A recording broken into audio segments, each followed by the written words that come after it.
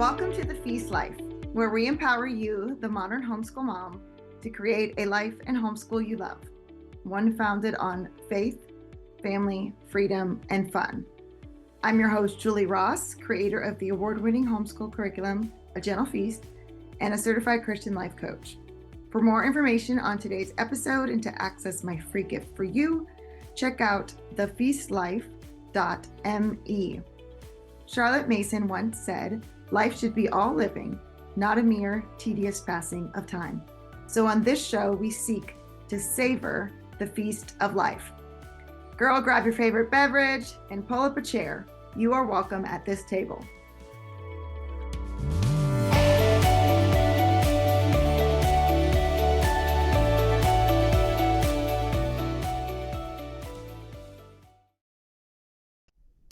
Hello, welcome to the Feast Life podcast, where we explore what it means to create a life-giving homeschool and a home filled with beauty, truth, and connection. I'm your host, Julie Ross, and today's episode is one that might change how you think about family. So let me ask you this question. What if a strong family doesn't look like perfection? What if it looks like loyalty, laughter, grace, maybe even 11 cats? Well, today I'm sitting down with Jessica Smartt, author, speaker, and homeschool mom of three, to talk about her brand new book, Come On Home, a grace-filled guide to raising a family who loves and likes each other. Jessica and her family live on a multi-generational farm in North Carolina, and she's lived out the message of this book with beauty and honesty.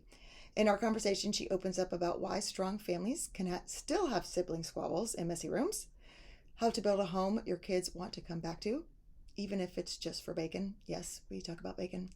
And what to do when you're the one trying to create a legacy, but you didn't grow up with it. Whether you're deep in the daily trenches or dreaming about the kind of family culture you want to create, this episode is a heartfelt reminder that God meets us in the mess and gives us the grace to build something truly beautiful. So grab a cup of coffee, take a deep breath, and let's dive into my conversation with Jessica. Hello, everyone. Welcome to the Feast Life podcast. I'm your host, Julie Ross, and today I'm here with Jessica Smartt to talk about her new book, Come On Home. I would love, before we dive in, Jessica, thanks for coming on today, if you would just take a moment to just introduce yourself, your family, your kids, and what inspired you to write this book. Yeah. Yes, thank you so much for having me. It's so fun to meet here. We live in North Carolina, and my husband and I homeschool our three kids. I have two boys, 16 and 14, and then a daughter who's 10. So we're in those middle years and approaching high school and college decisions and all those things. But it's been really fun to homeschool now in high school. And I just always was so afraid of that, thinking this is going to be scary. That's the time that I'll send them off. And it's like the best kept secret. And I just want to tell people, actually, if you do the work in the beginning, this is when it's really fun and Oh, rewarding. easy. Yes. Yeah, easy, even easy. There's so many resources online, and you just get to see the fruit of all of what you've been pouring in and spend time with them is the main thing. So my two boys play competitive soccer, and I would never see them, I think, if they and jobs now. My oldest has a job, and so just such a blessing to have that time together. And we actually live on a family farm, kind of compound, if you will. So I have my two sisters across the street here and with their families, and then my parents also. And we have horses and as of now 11 cats. So we're like, that's weird. That's a weird number of cats. We've passed the normal. We're in the weird. But so yeah, just doing beginning homesteading things and not I don't even know if I should call it that. But Did you yeah, grow up? Did that's you grow up there? no, several years ago, my sister, who was a realtor, started looking for land. And I actually at the time was like, I don't know. We already homeschool. We're already weird. Now we're going to be like all living together in a compound. And I liked my neighborhood. And truly, there is like something really beautiful about a neighborhood community. But this has been also a wonderful gift. So she found a plot of land, and we actually all built around the same time. Yeah, during COVID. But I I need to have, tell my kids about this. You all you want should. to buy property that I can live on someday. You should. Honestly, you should. No, Yeah, really. plan. But I am also like, the only flaw in this plan is where are all of my kids going to live? Like, Have to get some more land. Yeah. carving out some spots. But so, yeah, the come on home. So, yes, the subtitle is A Grace-Filled Guide to Raising a Family Who Loves and Likes Each Other. And I have written two other books about parenting, memory making mom, and let them be kids. And then I was like, I know I have another book in me. I have a lot of ideas. So I went back to my readers and said, here are some things I'm thinking about. And they all came back and were like, not all, but like the winner was, we want to learn about building a strong family. And it was just such a like blessing and relief to me because A, I'm trying to do that also. So I'm really hungry for, yeah, what does that really look like? And let's dive into all the research and the stats and just practices and fun ideas from all the people. But then also, I was the recipient of it. I have this thing I've been given and I want to keep it going. My husband's family also is wonderful. They're very close. They don't live here, but we're close to them as well. And so I feel like we've been given something super cool and we want to pass that on. But also wanted to speak to people that are like, because there were a lot of readers that were like, I don't know what that looks like. I didn't have that. And how do you like have your kids all get along and navigate through technology and all this stuff? So anyway, it was just a very rewarding project because I'm so in it right now. So I wanted to know all of the answers too. And yeah, not that it has all the answers, but it certainly is like let's really sit and think about what it looks like to build a strong family. Even though it's hard, like how do you navigate the hard stuff in a way that's a blessing to your family? So it goes through a lot of different categories between the home and sibling and all that, but yeah, so that was a little bit about the how it came into being. Yeah, I was curious how this was different than your other two. So that makes a lot of sense of kind of building that foundation with the adventures and the memories and the making. How does that kind of tie in, or does it tie into making a strong family? Yeah, and I did a chapter on making memories because that is so foundational. Memory Making Mom is about traditions and I feel like I've learned so much since then about particularly I wish I would have sat a little bit more in the historic Christian traditions. So I've just learned a lot about the church liturgical calendar and so I added in some more of that. And of course, the more you talk to people about their traditions, like people have just the coolest stuff. So that is a part, but as I go through, come on home. As I go through like just the different facets, we talk about time and family dinner and bringing other kids on vacation and maximizing vacation, and then just different ways to stay connected in a really noisy world. And then we talked about the home, like your actual literal home, and how to make that inviting and something that your family really loves. And then I talked about roots, which is like relics and recipes and like your family root system, which for a lot of people is their extended family, but not everyone. And then loyalty, friendship, grace. So it just is a lot of other different things that aren't addressed in the just purely memory making one. But yeah, there's definitely overlap. Traditions are amazing and making memories and adventuring. Right. Yeah. Yeah. I can see that. Like this book building on that of those practices. This is one part of it, but then there's all these other ones too. So that's really beautiful. So let's just define terms here. What do you mean by a strong family, and how is that different than a perfect family? Oh, yeah, that's so good. I'm so glad you asked. So, yeah, I think the back says family doesn't have to be perfect to be strong. And in fact, through God's grace, like, I don't think we never will have perfect, but I think He even uses our weaknesses and arguments and disagreements to bring something that can, even in His grace, be more beautiful. So it's like this crazy thing. And I've seen that happen, like, specifically where like I'll get in a spat with somebody and as we process it and you come out like closer weirdly. And so I've always said like our family it's very spirited and loud, my extended family. There's always a lot of banter and it can be stressful for the peacemakers in the group because we have a lot of ideas and disagree and but undergirding all that is like this sense of loyalty. Like you and I are in this for the long haul, no matter what. Whether it's just a little funny dispute we have, or like whether legitimately we disagree about something. And I think loyalty is something that our culture has lost, especially in the family realm.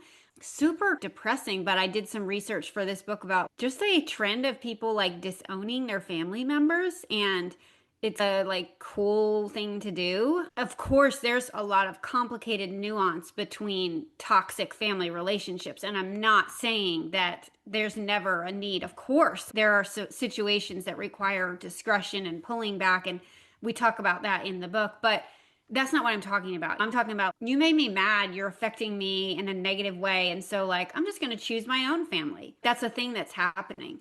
And so, I think we have to have our eyes open to that and create a culture where it's no, you and I are going to be in this forever together.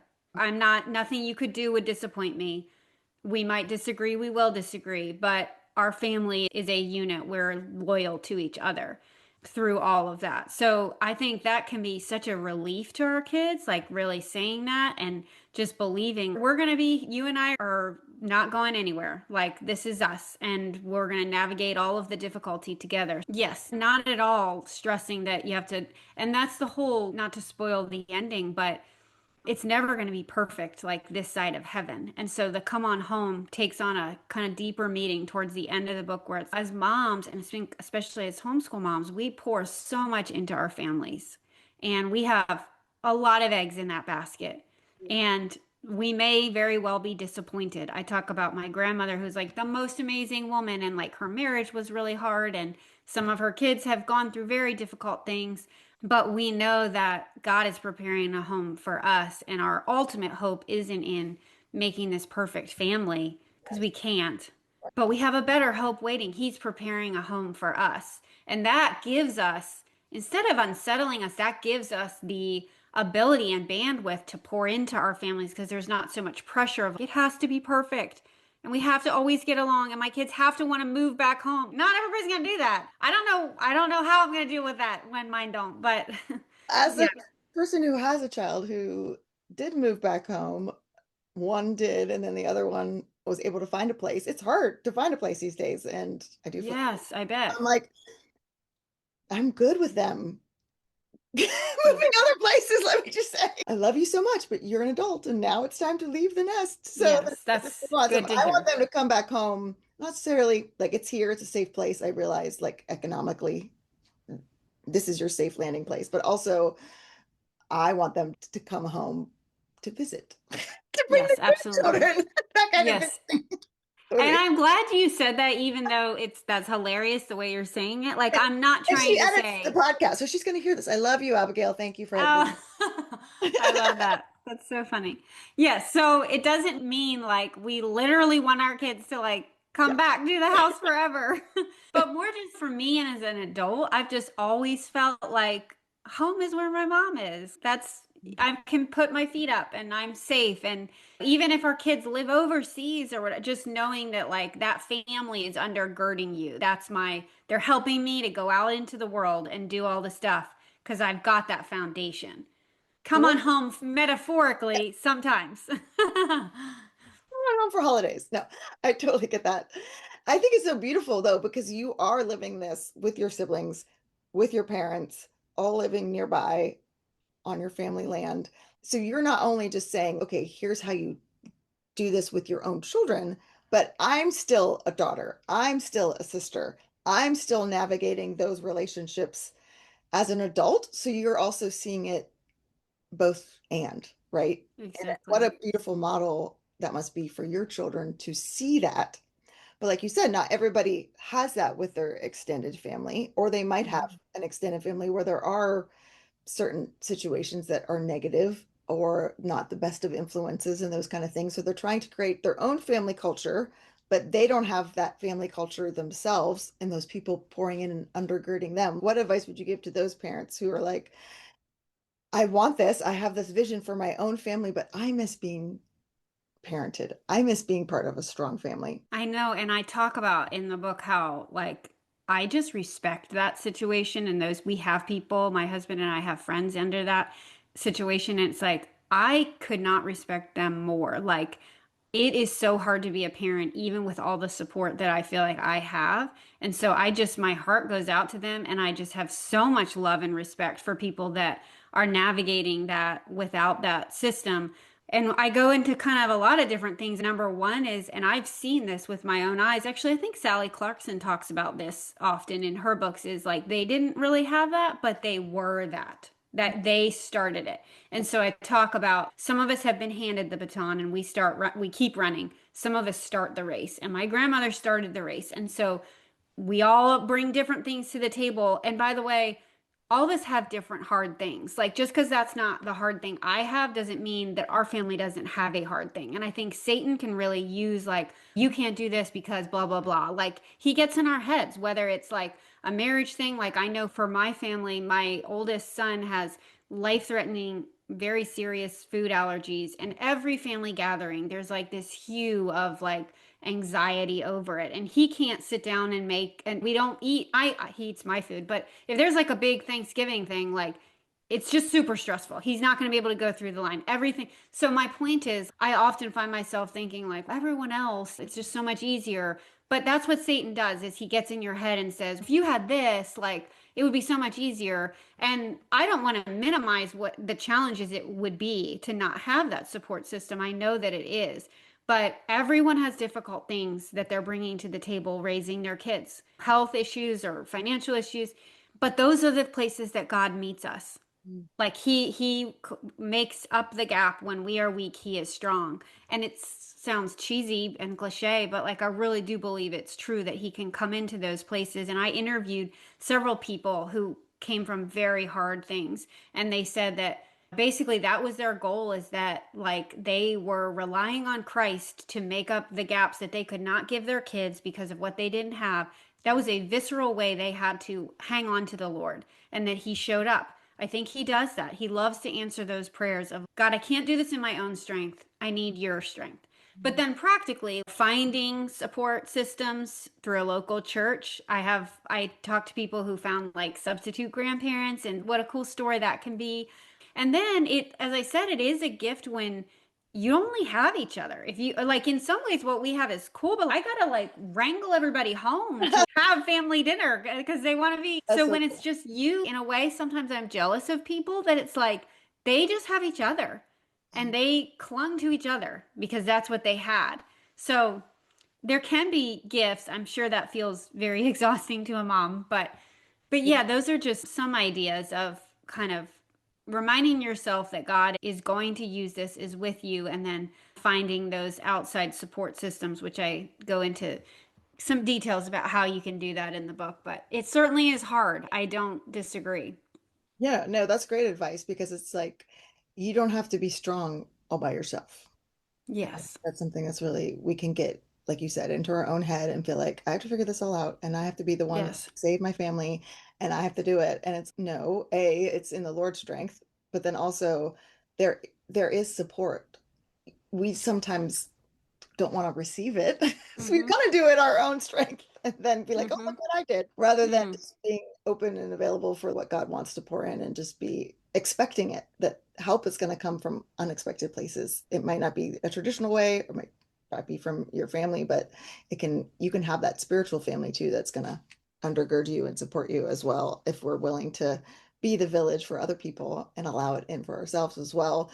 So I'm curious, with your just beautiful situation you have with your siblings and your parents, what did your parents instill in you? How did they make this kind of strong family that you're like, yes, let's all live on some land together?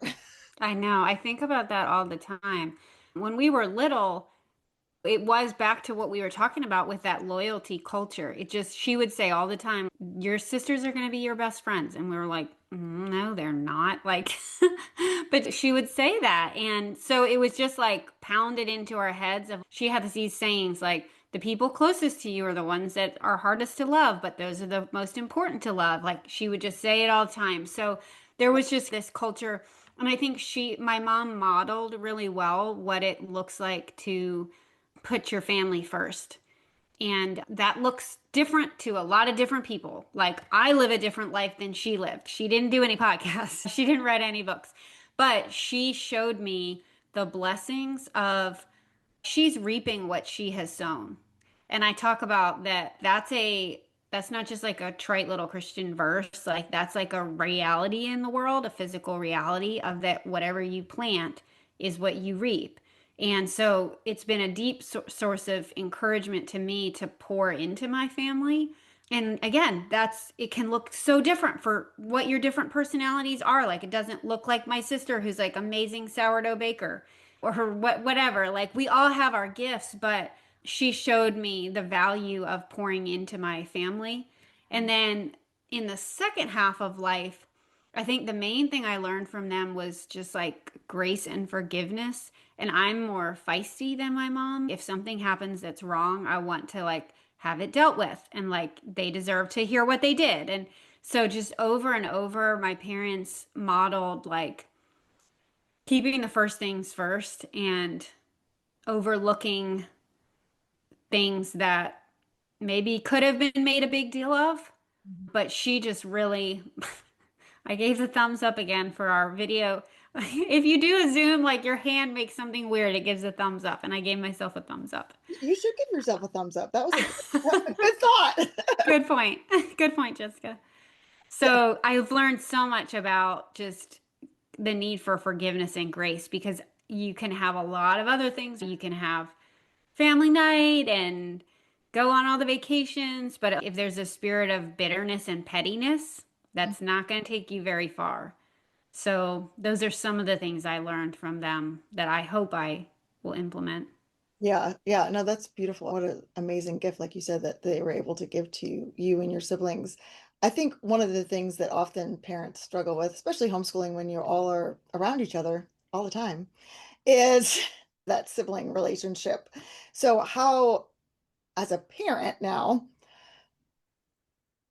what are you doing to strengthen those relationships and make them positive and encourage that friendship and not, is Hmm. it because oftentimes it can feel like we have to jump in every 5 seconds, anytime there's anything going wrong and we have to fix it Mm. or it's all going to fall apart and they're going to hate each other and Thanksgivings are going to be awkward forever.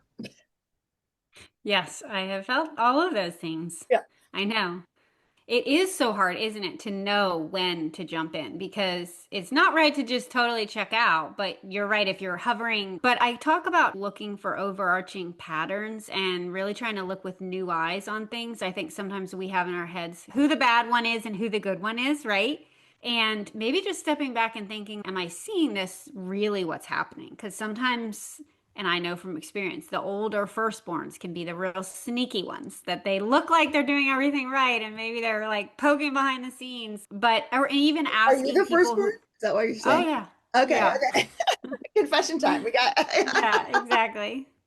But just that, like the one that maybe looks like they're doing the right things, are they? Or are they maybe taking pride in like they don't ever do the wrong things and this is the bad kid and they were arguing. I talk about talking to people who know your family really well, like your like grandparents or somebody that's can speak and say, like, this is what I'm seeing. Is this what you're seeing? And the couple times I've done that, it was very eye-opening because I had it in my head of the naughty one, and it was like, maybe that's not actually what's happening.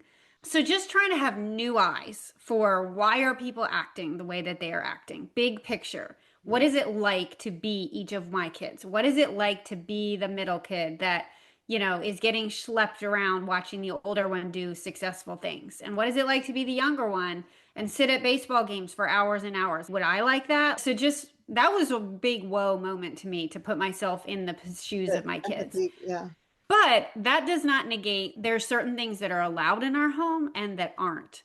And I always say you're not going to have this happy life of going to all of your social events if you're a jerk at home. No, hard stop. We're not going to go play out with the neighbors and go do all the stuff if you're really being rude to your siblings and making it clear, like my mom said, these are the people that God put in our life to love. You're not doing anything else until you're able to love them. Maybe that means you need to go spend some time. It's so hard to give specifics because sometimes that means a kid needs to go to their room and sometimes they need to do a chore or play a game with their sibling. And I think God answers those specific prayers of God right now. I do not know what to do. This is how they're acting. I can't tell you how many times I've like specifically prayed. I have no clue how to handle this. I know they're driving me nuts. I know they're being naughty. I have no idea what to do. Yeah. And also, I found my husband is a really good, even though he's like not here and nowhere near as involved, especially in the homeschooling, practical stuff. But if I go to him, and here's the deal, He really, I think God just gives him wisdom of, or maybe men can sometimes be more objective, but Yeah, he's, this is yeah. what needs to They're not happen. emotionally involved in all of it. Right. Yes. They're Right. not here, so they're not all bent out of shape. But we also just really spend time together. You're not going to have a relationship if you don't spend time together. But also too, just from your other books too, like you're spending time together making those memories and you're spending time Hmm. together on those adventures. So it's not all just Yeah. school and chores and baseball practices, like being Yeah. very intentional to have those positive interactions. And I would assume also like the traditions factor into building that friendship aspect because think of any of the friends that you have, right? Like it's remember the time back in college when we did want your children to have that with each other too. And homeschooling can provide that. There'll be times when my older kids are like, remember that book mom read to us? And they're like, oh my gosh, I cannot stand that book or Yes. whatever. But Yeah. it I love provides that. that opportunity for them just to, yeah, have those shared memories. So other than like the adventures and the family traditions, like how do you intentionally make those connections, maybe like on a like practical daily basis? Yeah, I didn't know about daily, but what immediately came to mind is our family dinner, Yeah. which we really have to fight for because now, like I said, that everybody's got all the stuff. Jobs. I will look at the Yes. calendar. Actually, yeah, like at the beginning of the summer, it's on the refrigerator. I picked like 6 nights or 7, and it was like, these are the family nights. We're not planning anything. If something comes up, and I actually did, which of course, everything you plan in actuality is way less cool than it was going to be in your head. But at least it's better than nothing. I had everybody like get a turn, so they get to pick what the dinner was, and then they get to pick an activity afterwards. And some of the like it hasn't played out exactly, but it's been better than nothing. Shoot Exactly. for something. 100%. At least you'll get something. Yeah. So we try to do that regularly in life. And I think if you are too busy to do like regular family meals, and it doesn't need to be dinner. I know a family that did breakfast because their kids were whatever. But if you're too busy to do that, do you think maybe is it possible you're too busy? Because is that a value of yours? And I know for us, it really is. And there was so much data on family dinners. It's crazy. The like, and again, is it a causation, correlation? But it's linked to every positive thing you could think of with kids. Yeah. So, not to guilt us into it, but just as a motivation, it doesn't need to be every night. It's not for us. Like, very often, it's like we're just grabbing things out of a crock pot, but we make it Right. as much as we can. One is better than none, two is better than one. Just try to, like, whenever we can, do like family meals. So, we do a family dinner, and then once a week, at least, do like a special family breakfast where I'll make like something good, better than oatmeal. Bacon, usually bacon. Oh It yes. was I mean, really bacon is depressing. amazing, right? I know, but during this price increase the last couple of years was correlated with when my family now needs 2 pounds of bacon, and I was like, oh my gosh, this is terrible. Oh yes, having teenage boys definitely increases the grocery bill exponentially. It is, I only have oh one, but yes. He grew no, it is a he grew thing. 8 inches in the past 6 months. Oh my goodness. It's insane. I Yeah. didn't know that was possible. Yeah, I didn't either, but the clothes I keep like and the shoes, oh my goodness, I was like, what is happening? That's funny. But I love that because I never thought about breakfast. So that's really good because yeah, you're right. Like especially my daughters one works at Domino's, one and so they're working during dinner time usually, but carving out like, okay, Sunday nights, nobody's working. That's our dinner. And then I like the idea of having a breakfast. That's really cool. That's a great idea. Because again, it's about being creative and being intentional. And I love that you blocked it off like for the fall, because our lives will fill up with stuff. If there's an empty vacuum, something, so you have to be intentional Right. about that as well. And I do feel like, and you talk about this some as well about just technology, phones, social media, the breakdown of how that's spending time together as a family, or if people are spending time together, they're all sitting there on their phones. If you go out to eat, you're like, no one's talking to each other here, which is amazing. I just actually got back from France and I loved that at these cafes, they're like super close together. Like the tables are like this close to everybody. So everybody's talking to each other. We're not like here in America where everyone's like in different booths and no, we're all separated. So that was just beautiful, but no one was on their phones. It was so shocking to me, just to cafe after cafe after cafe of people Why do you think that is? around talking to each other. I don't know. And maybe it's that culture of this is a part of our lives and we need to have Hmm. time to just, because it's like 2 o'clock in the afternoon. I'm like, do people, like on a Monday, I'm like, do people not work in this country? This is incredible. Like these are full. Wow. It's super hot too. So I'm like, maybe people are coming out because it's way too hot to be inside your work. I don't know. But I could see that they really just value people and Hmm. relationships. And it was such a, just a stark contrast. I feel like when I go out to eat here, of people being so isolated from each other. So how is your family, especially with teenagers? It's a whole thing. The technology versus family time versus connection, and how have you navigated that? Or are you still trying to all figure it out? Yeah, my oldest is 16, and when he turned 16, we gave him a phone. And which by the way, like I feel like that was a victory that we lasted that long. And homeschooling allows you to do that. Although he did still have weird moments where everyone on the soccer team was in a group chat and he wasn't, and it just was like, that's not worth it to me. I understand. I'm also sad for you, but that doesn't outweigh what I'm concerned about. And I'm Right. so glad we waited because I can see that his character's already developed. The thing is such a source of temptation, even to me as an adult who didn't have it for like most all of my childhood and some of my adulthood. So it is just hard, but I can see that he already has the virtues and just like habits in life that we locked that thing down too. It doesn't have hardly anything fun. It's like how much fun can you really have on maps and the Bible app? Amazing though. My kids would come like, can you see if that restaurant's open? I'm like, oh wait, you can't search. And they're like, oh, I can do that Yeah. with Google Maps. I can find out what I'm like, I oh, okay, know. great. Yeah, it is. It's more than you think. That's It is. true. And just the texting, like that's been a whole. But so delay as long as you possibly can. And it's probably longer than you think you could. Like delay. That's what I am so glad that we did. I will, as long as I can with my other kids. And I don't know what their story would be, but that certainly solves a lot of it to delaying the technology as much as you can. And then we just don't have it in bedrooms. We don't take it in bathrooms. We don't have it at the table. Like I got a little box for my son's phone, but it's been nice for all of us to like my husband and I to put it away basically. So it's just not a culture where we're all going to sit around on our phones. But it is hard. And as he gets older, he's going to manage that on his own. So then at that point, it's what traits have you instilled in them and what have you modeled? But before we gave him a phone, I actually gave him The Opt Out Family, which is a book, Aaron Lochner, I think. It's not geared for kids, Right. but it was so good that I was like, I want you to read this before you get a phone and take notes and come back and tell me what you learned. And then we came up with a phone plan together where I was like, you tell me, like, what is your plan? What are you not going to do? What are you going to do? And so before he even got the phone, we were working on this document going back and forth about I would ask a question like, what about this? And what if you need this? And what are you thinking about social media? And for him, it worked. Like, I know kids are different and different personalities would require different things.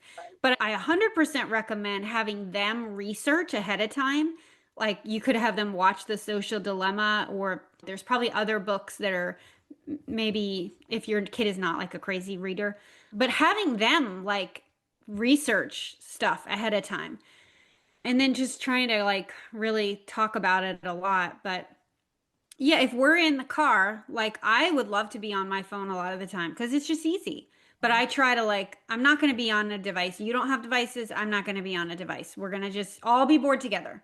There's a cow. Yeah, exactly. The cow game is a great game. That's one of our favorites. That's so funny. Yeah, actually, so when I was in Europe, I did not have Wi-Fi on my phone. So I couldn't check email. I couldn't go on Facebook. I couldn't go on Instagram. It was wonderful. I did Hmm. not realize how much I naturally just grabbed for it all the time until I didn't have it as an option. Because I would find myself like in the subway going, oh, wait, there's nothing to look at on it. What am I getting this out for? Look at pictures, like Google Maps, like there's nothing on Yeah. here. So it's like, okay, just put it back in my pocket. And then after a while, like I stopped that instinct. But it was just amazing. I was like, oh, I don't have a phone issue. Like I'm good. Or I'm doing work or whatever to realize like, oh, wait, no, I naturally I'm sitting in line, I'm waiting for my food. I instinctively grab for it now, and I'm like, oh, I don't want this. And it was really Mm. interesting. I think what you said is really important as parents. What are we modeling for that? Do we have a healthy relationship with technology? Because that's really going to be what they're going to model it after. And then you mentioned the opt-out family. I actually have a book that I just put into a general feast that you might want to look at too. It's called My Tech Wise Life with Amy and Andy Crouch, growing Oh, up making choices in a world of devices, but it's written to teens. oh, so there you go. Perfect. So That would it, be a great because I first like read. that book, The Opt-out Family too, is great. But having something that was like written to them, I thought was That's like, awesome. oh yes, we need this. Thank you. Yes. Okay, other than like technology, what else have you seen like in your research and in writing the book is that parents might want to look for that could, I don't want to say Sure. weaken, but can keep them be a block from creating the strong family that they want? I talk about other people, like closing the door, and Edith Schaefer talks about how a family is a door with hinges and a lock. So at times you shut the door, and they owned Labrie, which is like a hospitality hostel sort of thing. But she talks about how there are times that it's just your family, and community is great. Like I love community. We have some close family friends that are like, hey, yeah, it's all fun to be together. But there should be times when it's just you and your family. And it's okay to say, neighbor kids are going home. We're not taking extra kids on vacation. It's just going to be our family today. So we do like a Smart Family Day. That's our last name. So once a year, this is a day our family's going to do something cool we've never done. It's only going to be us, nobody else. Yeah, just watching out for like when can we just hang out with us? That can be like a maybe a negative that you don't realize. So just creating that culture where it's normal for us to be together and just enjoy time together. Mm, So that's one that came to mind. yeah, yeah. So in terms of making your home a place that your kids want to come back to, how are you cultivating that? Like other than the family times, the family dinners, like I think is like the secret sauce. I don't know because I haven't raised them yet. But my prediction, one thing I'm working on is like the space itself and Yeah, investing yeah, in creating a space that is like pleasing to be in. yeah. But I also know what's that? What does that practically mean? So my middle is away at camp and I spent some time in his bedroom and also at IKEA and Hobby Lobby Yes. and the thrift store, Big Lots and the So thrift fun. store. So just making it a space that like it was a disaster. It was like a bomb went off. And I he is can one that's affected by his space. imagine. So honestly, like creating an organized, welcoming home. And I know those can be trigger words for some people. And it can look differently for everybody. Like people have different clutter tolerances, and a beautiful home can look a lot of different ways.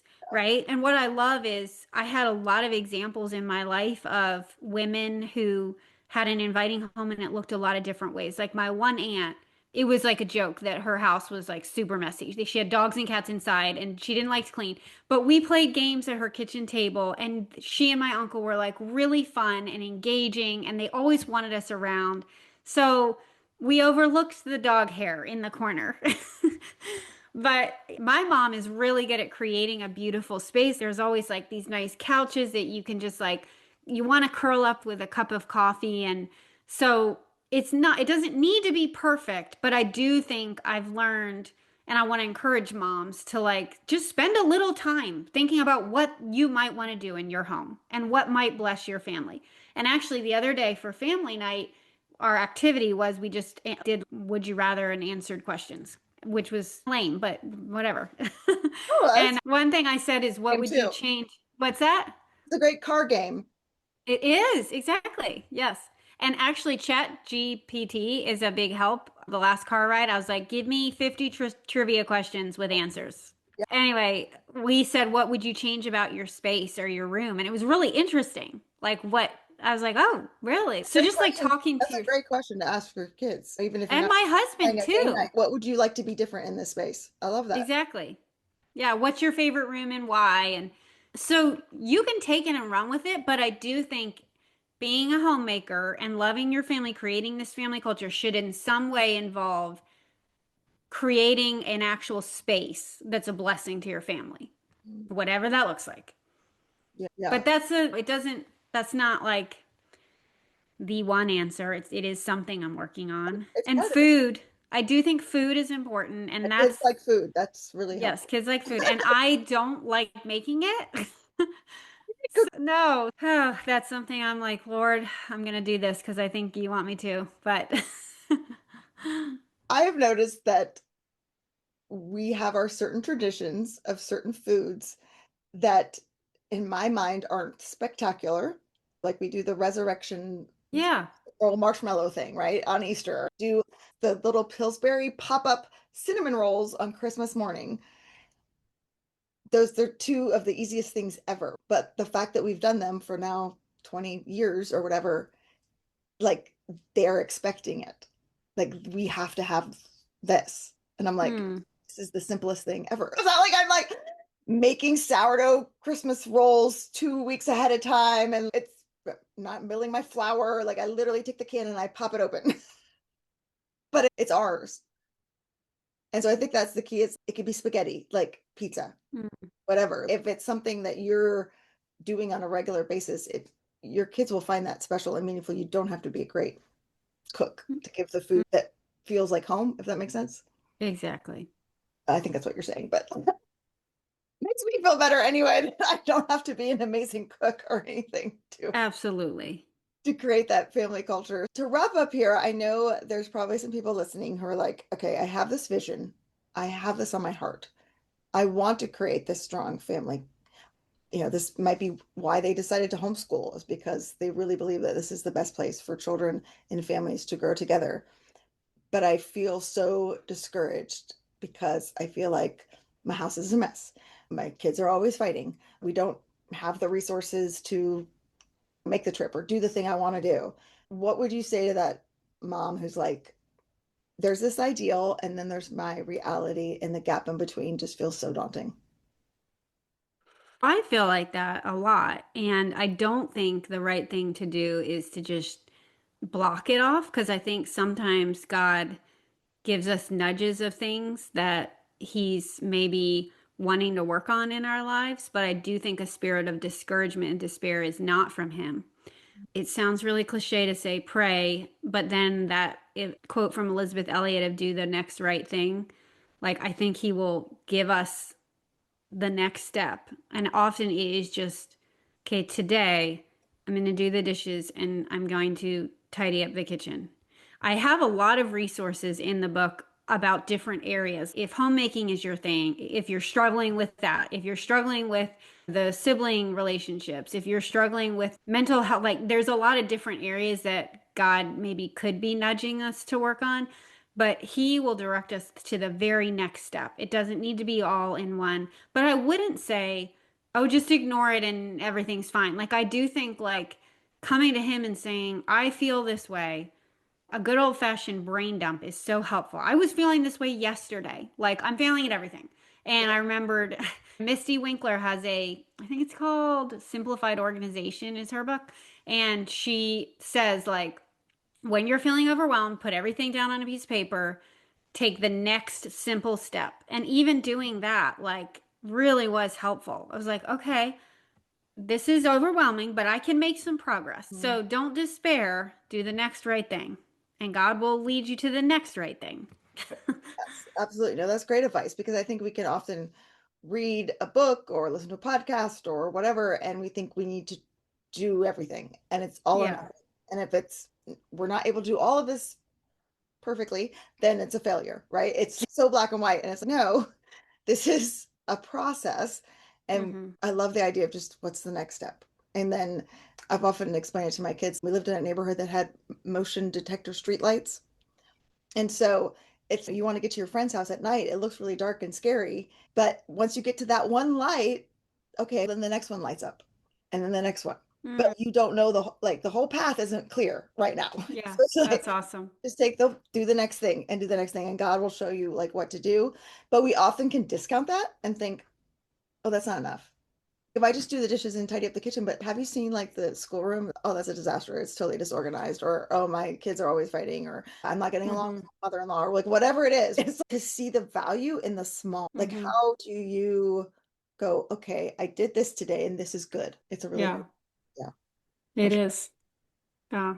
Tell us how people can get your book and all the pre-order goodies that you have going on.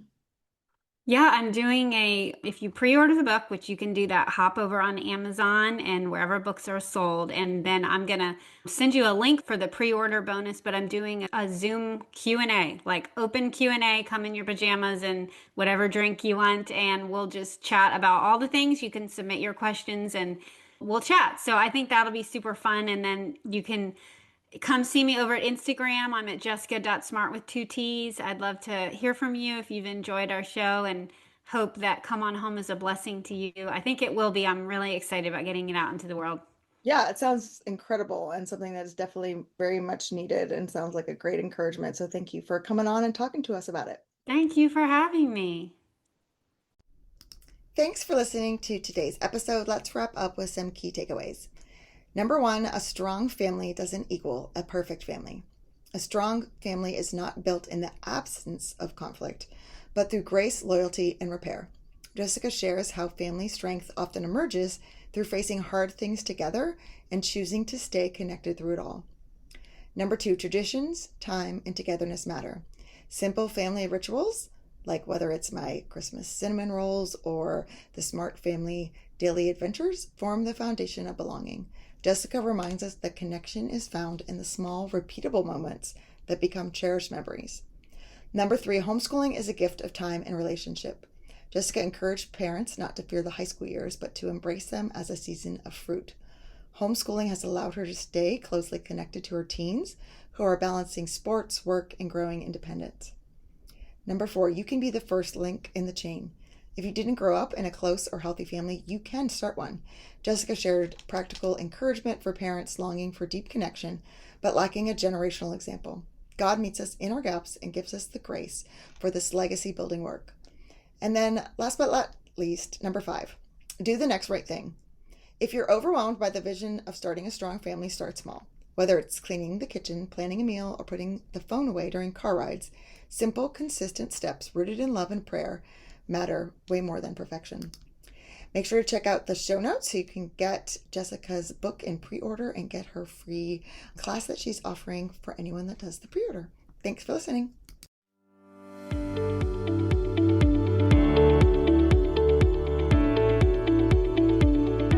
Hey there, Julie Ross here. I just wanted to say thank you for listening to today's episode. If you like this show, it would mean the world to me if you would leave a positive review in iTunes. This really does help people learn about the podcast. And each month I will pick a winner to receive a free gift. Don't forget to check out all the free resources we created for you at thefeastlife.me. Thank you.